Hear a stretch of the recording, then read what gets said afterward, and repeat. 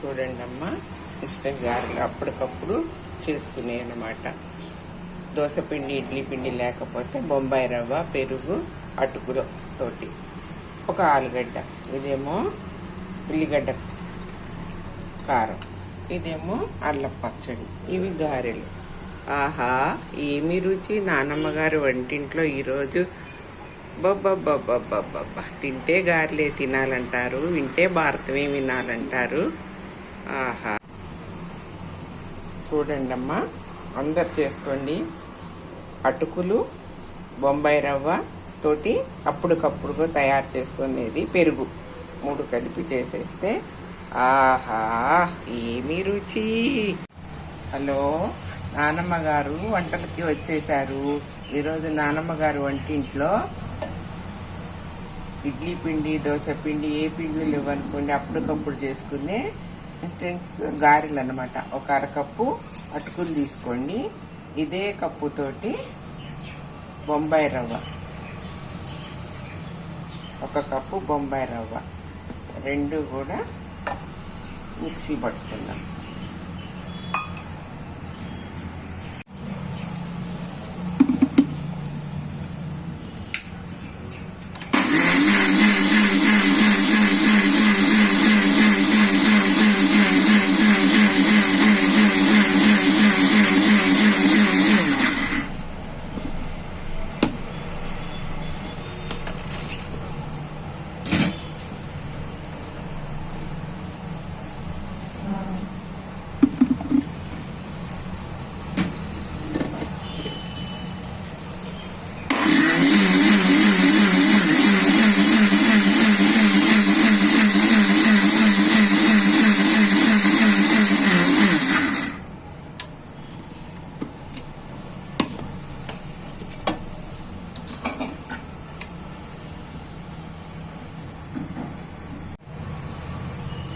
ఇలా మెత్తగా పట్టేసుకుంటే చాలు, మరీ ఎక్కువ అక్కర్లేదు.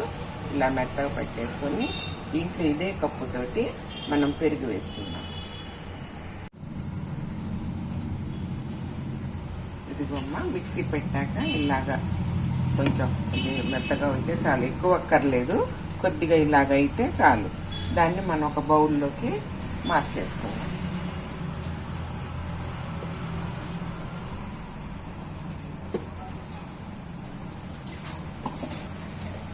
మనం బయట కొంటాను చూసామ్మా పెరుగు, ఇది 145 రూపాయలు ఈ బకెట్. అదే ఈ పెరుగుని మనం 1 లీటర్ పాలు పెట్టి తోడు పెట్టేసుకొని ఒక 5 ఇందులో బాదం పప్పులు వేసేసి తోడేస్తే 1 వీక్ వరకు మీకు పెరుగు పులుపు రాదు, అలాగే తీయగా ఉంటుంది. చూడండి అమ్మా, మనకి 80 రూపాయలు సేవ్ అవుతాయి అన్నమాట. ఇలాంటి కొన్ని మనం చేసుకోవాలమ్మా. పొదుపు చేసుకుంటే కానీ పొదుపు వస్తుంది. ఉన్న డబ్బులన్నీ ఖర్చు పెట్టి చూడండి ఎంత గట్టిగా తోడుకుందో. చూడండి,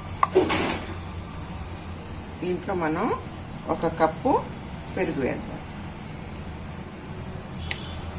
అటు పుల్లగా అవద్దు, ఇటు తీయగా అవద్దు, మధ్యస్థంగా ఉంటే పెరుగు గారెలు బాగా వస్తాయి అన్నమాట. ఇది దీంట్లో కొంచెం ఉప్పు వేసేసి కలిపి పక్కన పెట్టేద్దాం.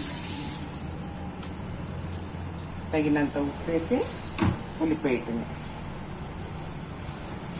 మొత్తం ఇలా కలిపి వాటర్ ఏమి వేసుకోక్కర్లేదు తల్లి. వాటర్ వేస్తే లూజ్ అవుతుంది గారెలు కదా. ఇలా కాసేపు కలిపి అప్పుడు మీకు తగ్గితే కొంచెం 1 చుక్క ఇలా చిలకరించుకోండి, కానీ అక్కర్లేదు. చూడండి, శుభ్రంగా కలిపేసేసి మూత పెట్టేసి కాసేపు పక్కన పెట్టండి. తర్వాత ఇది మనకి ఈ లోపల రవ్వ కొంచెం నానుద్ది. నానాక అప్పుడు మనం గారెలు చేసుకుందాం.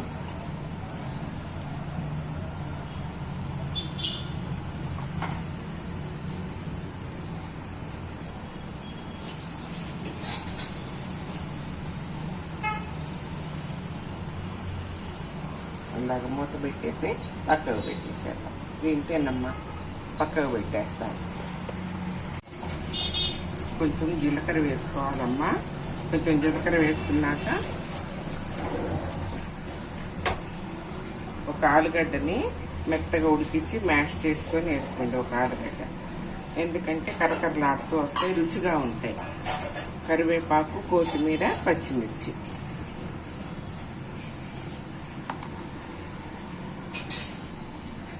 ఒక ఉల్లిపాయ సన్నగా తరిగి కలిపేసేసి కొంచెం సోడా ఉప్పు వేసుకోండి అమ్మ, ఎక్కువ వేసుకోవద్దు, మళ్ళీ ఆయిల్ గుంజేస్తుంది. ఇదంతా కలుపుకొని గారెలు వేసేసుకోవటం. ఉప్పు చూసుకోండి అమ్మ, ఉప్పు చూసుకొని మీరు గారెలు వేసుకోవటమే. మొత్తం ఇలా కలిపేసేసుకోవటమే తల్లి.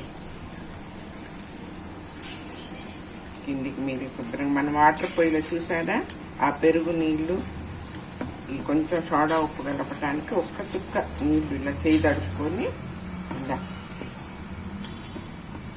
శుభ్రంగా ఆలుగడ్డ అంతా కలిసేదాకా శుభ్రంగా కలిపేసేయండి. కలిపేసేసి చేసుకోవటం.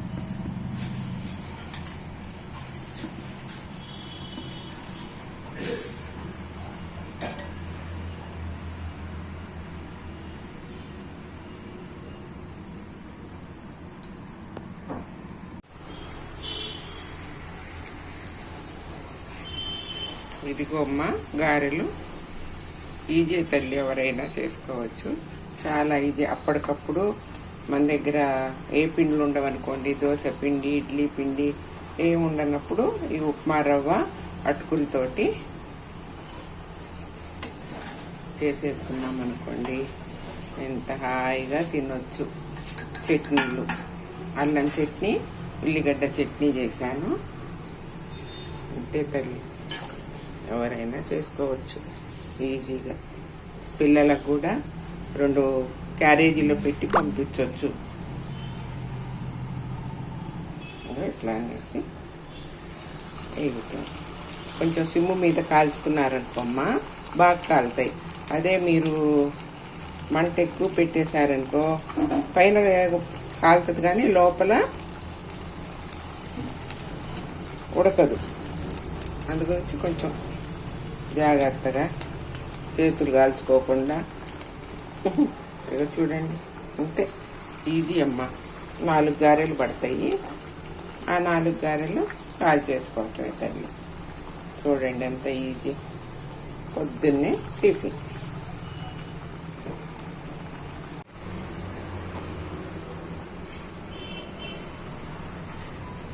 ఇదిగోండి అమ్మ గారెలు అయ్యాయి.